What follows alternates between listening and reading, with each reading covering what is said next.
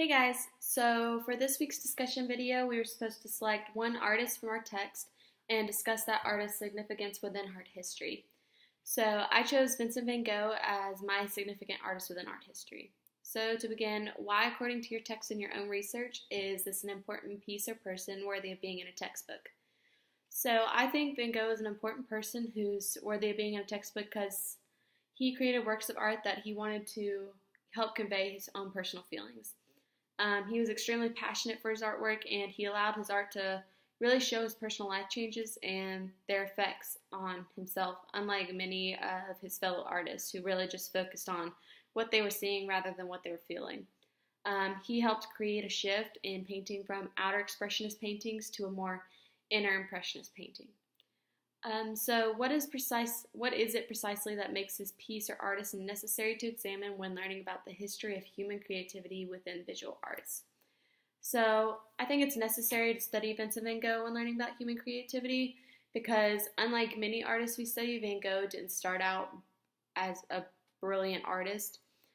He taught himself the skills that were necessary for his artwork, and he had to work his way up. His one true goal was in the end to become a painter, but he was smart and recognized that before he could reach that goal that he needed to master drawing and sketching. So I think that makes him good to study because we are often used to seeing gorgeous works of art that we believe just came naturally to that artist, that they didn't have to put a lot of hard work into.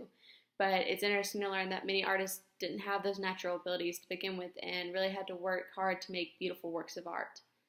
I think he is inspirational in how he learned those skills and why he painted the way he did, which is unlike many other artists that we've studied. So your videos can and should include references to the way the piece or artist uses their medium and references to any position the work takes in art history.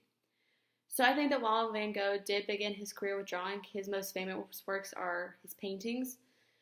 His paintings are typically oils on canvas and are often filled with lots of color, lots of movement.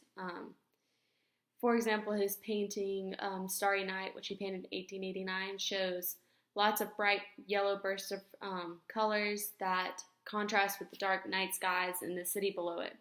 So I think Van Gogh wanted to use color more arbitrarily so as to express himself forcibly rather than depict what he was seeing before his eyes. Van Gogh's works of art were part of the post-impressionist movement, and he moved this movement from outer impressionist paintings of what the eye sees to more inner impressionist of what the heart feels, according to the book. He also helped to provide movement in his paintings, unlike many of his fellow post-impressionists, by adding lots of thick brushwork and moving colors. So what movement is this artist part of? So Vincent van Gogh, as I said before, was part of the post-impressionist movement. He was definitely more on the side of, there were two sides to post-impressionists. One was more for formal organization, and the other was more for greater personal expression. So I think that Van Gogh was definitely more on the side of the post-impressionists that looked toward greater personal expression rather than towards clearer formal organization. So how does he embody aspects of that movement and why? So Van Gogh's work embodies the post-impressionist movement in his paintings because he deviated from the impressionist movement of solidity, form, and composition. His paintings flowed with tons of bright colors, tons of varieties of colors that really contrasted each other, and he used thick brushstrokes to help show his greater personal expression.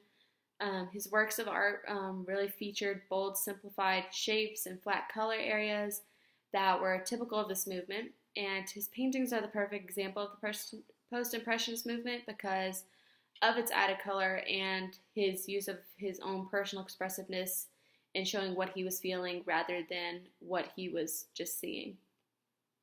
So how did the artist use the medium to achieve his goals? So Van Gogh used an oil medium on canvas, as I mentioned earlier, for his paintings. But because oils typically take longer to dry than, say, the average watercolor, he was able to add lots of colors and really express his thick brushstrokes and make the majority of his painting made up with those thick brushstrokes. Those brushstrokes created movement in his paintings that he's really famous for today, and he wouldn't have been able to achieve that same effect with other paint mediums like acrylics or watercolors.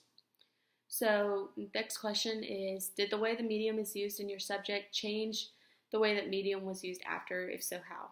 So artists before Van Gogh were using large brush strokes as it is part of the Impressionist movement. So example was Claude Monet. He used lots of those thick brush strokes. So Van Gogh's use of this technique is nothing new, but what is new is that he added lots of bright contrasting colors in his paintings that really helped him to express his personal feelings rather than just what the eye is seeing. So many artists after him were really influenced by his personal expressions and were able to add their own personal expressions into their paintings rather than just trying to paint what the eye is seeing that many artists had previously done before them.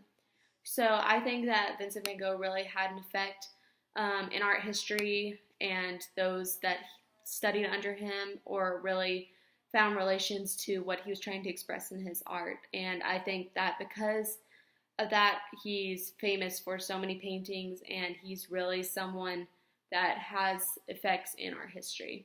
So that was our last discussion. So thanks.